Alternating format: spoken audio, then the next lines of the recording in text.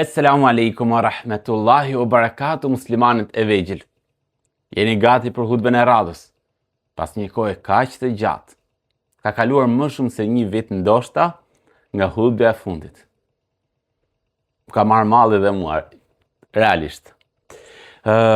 Jemi me një nga moralet e bukura të pejgamberit ton, që as unë dhe as ju nuk quam salavatet. Dhe themi pra, sallallahu alaihi wasallam.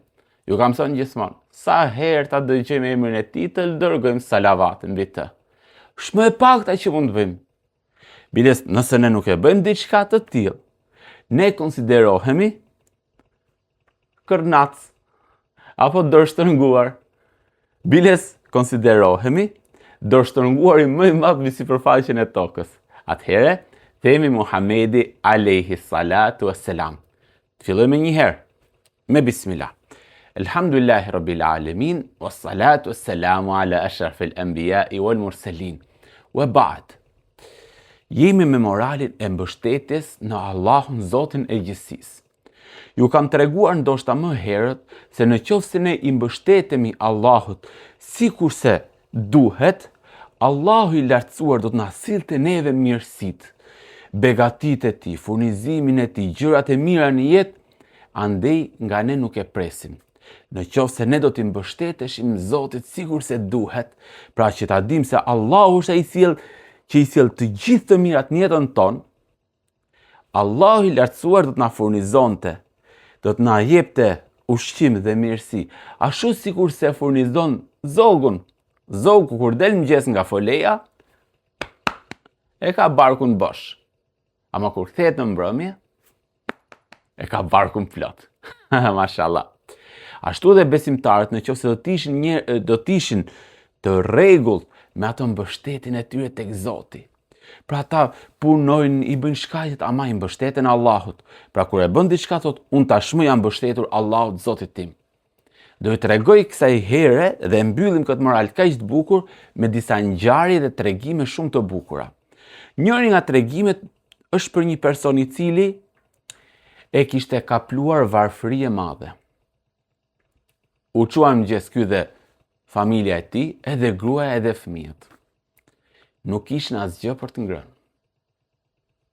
Kërkoi punë ose kërkoi gjente diçka për të ngrënë, nuk gjeti dot. Erdhi dreka. Mëngjesin nuk i kishin ngrënë.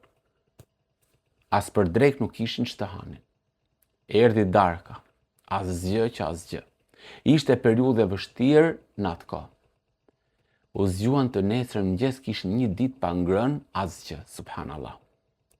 Ju ka ndodhur ndonjëherë juve që t'jeni gjithë ditën pa ngrënë, sepse s'keni pasur diçka për të ngrënë? Asnjëherë besoj, ë? A nuk meriton kjo një falënderim për Zotin ton, i cili na ka mundësuar neve, familje, cilët kanë mirësi prej Allahut. Thuash elhamdulillah Zot, kam familje. Kam ushqim përditshëm dhe të bollshëm. Madje ndonjëherë disa ushqime ty nuk të pëlqejnë. Falenderoj Allahun se të ka dhënë shumë. Wallahi lavi. Ti je mirënjohës ndaj Zotit. Alhamdulillah, alhamdulillah rabbil alamin se na ka dhënë shumë të mira Zoti. Ky person, besimtar i mirë, që kur nuk u mërzit me Allahun e tij. Ti thosh, o Zot, unë jam besimtar, pse më ke lënë mua të varfër, pse më ke lënë pa bukë, pse ke lënë fëmijët e mi pa bukë? Jo, nuk e prishin asnjëherë gojën. As ky dhe as gruaja e vet ishin besimtar të mirë. Erdhi dita e dytë. Mëngjesi asgjë, dreka asgjë, subhanallah. Jo një ditë, po 2 ditë o fëmijë pa bukë. Kur pafronte darka, i thot gruaja, po shif dil dhe një herë, mos po gjen diku diçka për të ngrënë se po na sharrojnë zorët për bukë. Imagjino të kesh 2 ditë agjerim, 2 ditë Ramazan si e themi ne. Në ato momente u kujtuaj një kushërir këtij që ndoshta ajo mund t'i jepte diçka, edhe ajo hallexhi ishte, po ndoshta ajo mund kishte diçka, të paktën vrisin në urinë fëmijët, sa fëmijët kishin ngrënë. Shkon me të shpejtë ku shërira e vet. Ky dhe i thot, "A ke diçka për të ngrënë se kemi 2 ditë pa ngrënë unë dhe fëmijët?" I thot kushërira vet. Thot, "Edhe unë nuk është se kam gjë, por se kam një peshk që edhe ai është duke u prish, vetëm e vetmja gjë që më ka ngel shtëpi." I thot ky, "Po elhamdulillah, thot shqyr diçka të fuzim bark." E merr peshkun se e epa, jo? Shkon tek shtëpia dhe fillon ta qëroj. Kur i hap barkun që ta pastroj, doli një xhevahir i bukur, po themi ne një diamant. çmimi i tij ishte stratosferik. Shkonte kushërira e vet me të shpejt, e harroi peshkun peshkun e ëngrën fëmijët. Shkoi me të shpejt e kushërira e vet dhe i thot, urdhër thot se ky diamant është i yti. Nuk më takon mua. I thot kushërira, kur ta thash peshkun, ta thash me gjithçka që kishte, kështu që mbaj se është i joti. I imi joti, e shiti peshkun ky.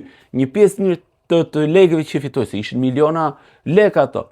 Ja dha kushërirës, milionat e tjerë mbajti për vete, bleu ushqim vet, hëngrën fëmijët u kënaqën, u ngopën, morën ushqim edhe më shumë, blenë rroba të reja, bleu shtëpinë e re, filloi tregtin dhe u bë i pasur. Asnjëherë nuk u mërzit në Zotin e gjithësisë, përkundrazi, u mbështet në Allahun. Edhe Allahu e furnizon. Imagjinojeni, këtë njeri e furnizoi me anë të një peshku, subhanallah, e furnizoi me anë të një peshku që kishte diamant në barkun e tij. Ndonjëherë mirësitë e Allahut të vinë aty ku ti jo nuk e mendon, por nuk e imagjinon fare. Subhanallah. Ju tregoj edhe një ngjarje tjetër se i ka të bukur këtu tek libri ky. Bëhet fjalë për Ibrahim ibn Adham.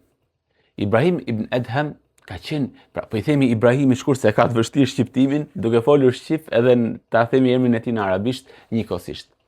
Ibrahimi ka qenë nga tabiinët apo nga brezat e parë më saktë, ka qenë një nga njerëzit më të devotshëm që kanë njohur ndonjëherë njerëzit. E adhuronte jashtëmase shumë Allahun e lartësuar. Një ditë teksa po hante pak mish, i afrohet një mace. Avash. Ky se kishte mendjen. Dhe në moment ja kap atë copën e mishit dhe ikën me shpejt me vrap. Ibrahimit i bëri përshtypje, mace që ja mori rrëmbeu mishin, e ndoqi nga pas, jo që t'ja merrte mishin. Se Ibrahimi ishte i tillë që po ta dëgjonte mjaullitën e maces, do t'ja kishte dhënë atë copë mishi. Por se u bë kurioz, pse mori macja nga dora e tij këtë copë mishi? Diçka duhet të ketë ndodhur. E ndoqi nga pas se ku do shkoj kjo mace, se nuk e hëngri copën e mishit, e mori gojë dhe iku me vrap. Si mendoni ju, çfarë mund të ketë ndodhur vallë? E hëngri vet, ja dha klysh vet apo si? Asgjë nga këto që u mendoni. Shkoi dhe u afrua drejt një vrime në tokë. Ishte një pjesë e ngritur. Aty u afrua. E la copën e mishit macja dhe u largua. Kur nga ajo vrima del një gjarë për i verbër. E merr copën e mishit dhe e ha. Ibrahimi, subhanallah, kur e sheh këtë ngjarje, fillon të qaj. Thot, i lartësuarit o Zot i cili i bën armiqt të ushqejnë njëri tjetrin. Macja ushqeu pikërisht gjarpin, subhanallah.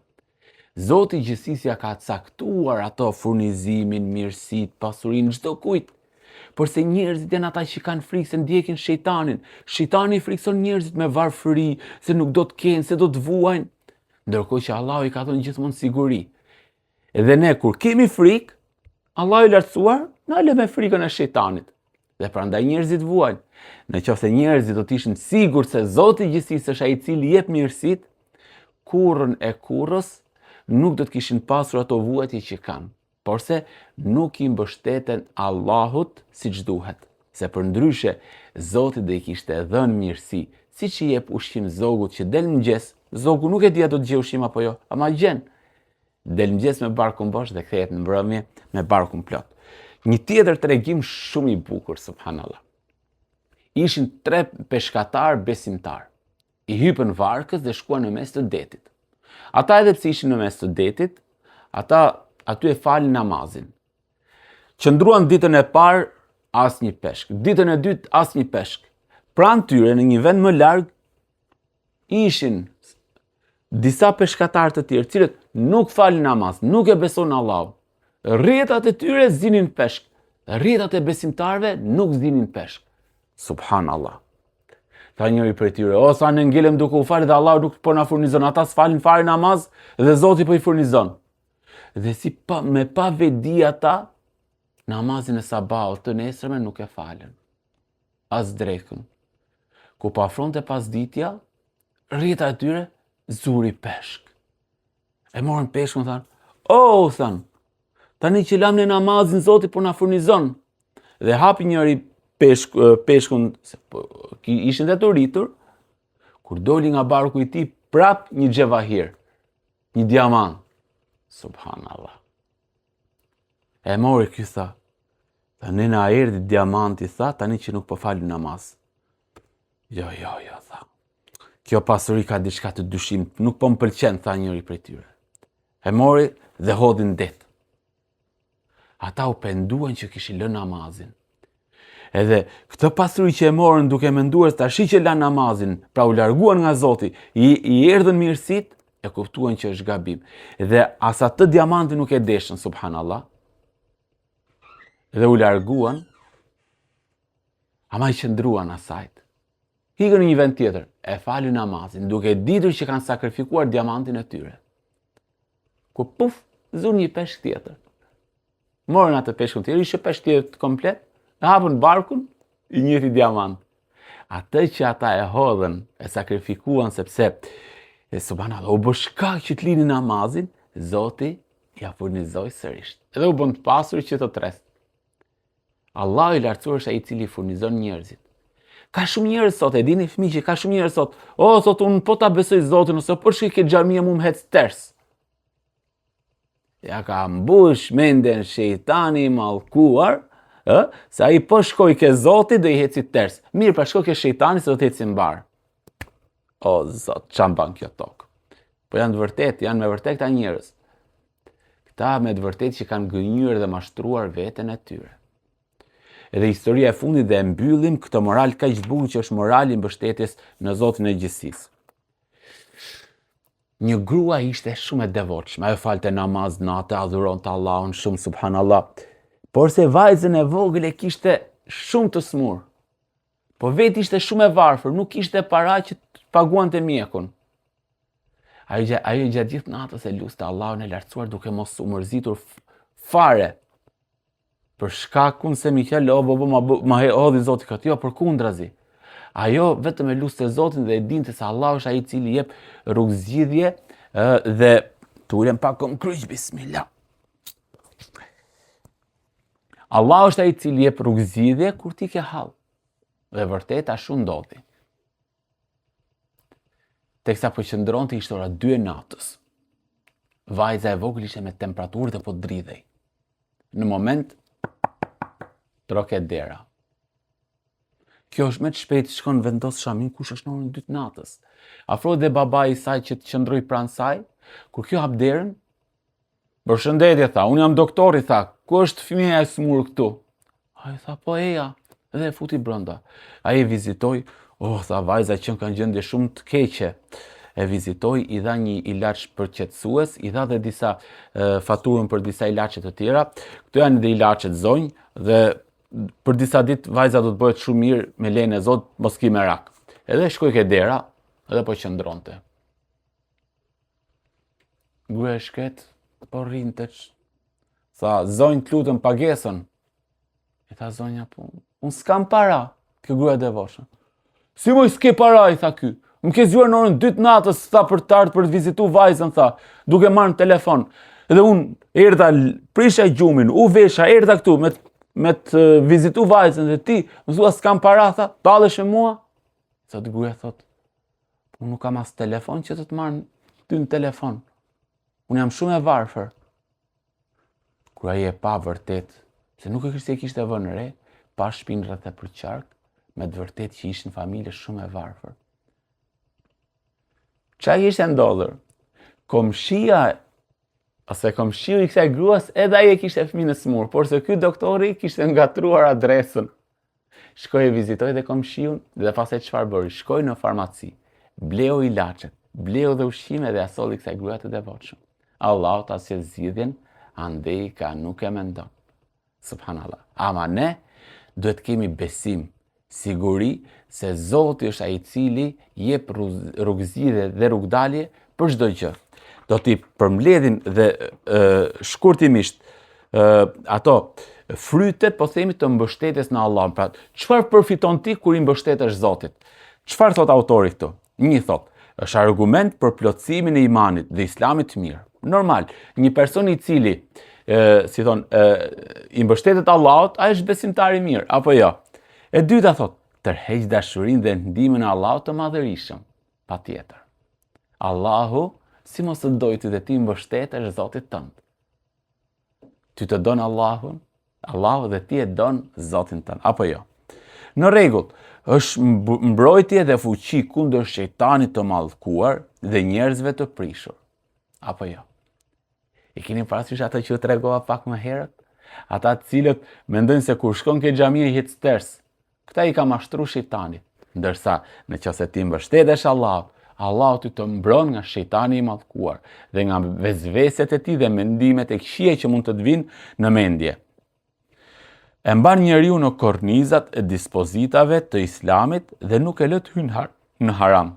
Po, sepse një person i cili nuk i mbështetet Allahut, ai nuk ka durim dhe shkon dhe kërkon ta marrë pastaj pasurinë në rrugë të ndaluara, duke me harame, me vepra të këqija, me vije dhe ku ta diun se çfarë, se nuk ka durim. Subhanallah. Ama mbështetja në Zotin ty t'jep durim dhe fuqi dhe është super fare. Lënia e ngushtimit njerëzve, sepse i mbështetur nuk i friksohet humbjes së asaj që ka caktuar për ta Allahu. Patjetër. Normal se besimtari me fjalë nuk trishtohet. E din se Zoti do e furnizoj. I bën shkaqet, por se nuk e humbet kur shpresën në Allahun e lartësuar. E largon lakmimin e asaj që është në duart e njerëzve. Kjo është, nëse ti nuk e ke tek zemra jote atë bindjen e sigurt se Zoti është ai që të furnizon, ti gjithmonë je i mërzitur pse Allahu nuk ka dhënë të mirë aty dhe i ka dhënë atij tjetrit. Dhe lakmon atë që kanë njerëzit. Pa e di që kur bën këtë vepër, njerëzit të urrejnë. Po. Ama kur ti je i mbështetur Zotit, e di që kaq ka caktuar Zoti me fjalë. Mos ti je shumë i pasur, ti je njëri i thjesht. Elhamdulillah. Ti bëj më të mirën tënde dhe Allahu është ai i cili të furnizon. Ndoshta ajo pasuri që ti e dëshiroje mund të jetë e keqe dhe e dëmshme për ty. Ti nuk e din, Allahu e din. Ne jemi të urdhëruar të bëjmë durim kur jemi vështirë dhe të bëjmë falënderim kur jemi mirë. A nuk ju thash në fillim fare të videos, ta falenderoni Allahun për mirësitë që ju ka dhënë, apo jo? Ti ndoshta mendon, po unë nuk kam shumë të mira se unë du PlayStationin e fundit, unë du telefonin më të fundit, du ndoshta një nga ato Nintendo Switch atë ku ta diun se çfarë. Pse? Se ti duke parë çfarë kanë njerëzit, lakmon edhe harron se ke shumë të mira që ti ka dhënë Zoti dhe nuk bëhesh falënderues për to, por se bëhesh lakmitar në çdo gjë që kanë njerëzit e tjerë. Problem. Është qetësim për mendjen dhe stabilitet për gjendjen. Kjo është psikologjike e madhe. Elhamdulillah, besimtari që mbështetet Allahut është i qetë. Elhamdulillah. Pra, edhe kur është keq, ja kalon mirë. Dhe kjo nuk i ndodh vetëm se besimtarve. Ta mbyll me kaq. Sot është prej faktorëve që shton rrezikun. Po. Nëse ti do që të shtojnë të mirat e Zotit, mbështetju Allahut, se Allah është ai i cili të furnizon dhe e mbylli me kaq bashk dhe selamu alaikum wa rahmetullahi wa barakatuh. Shihemi në hutbën tjetër.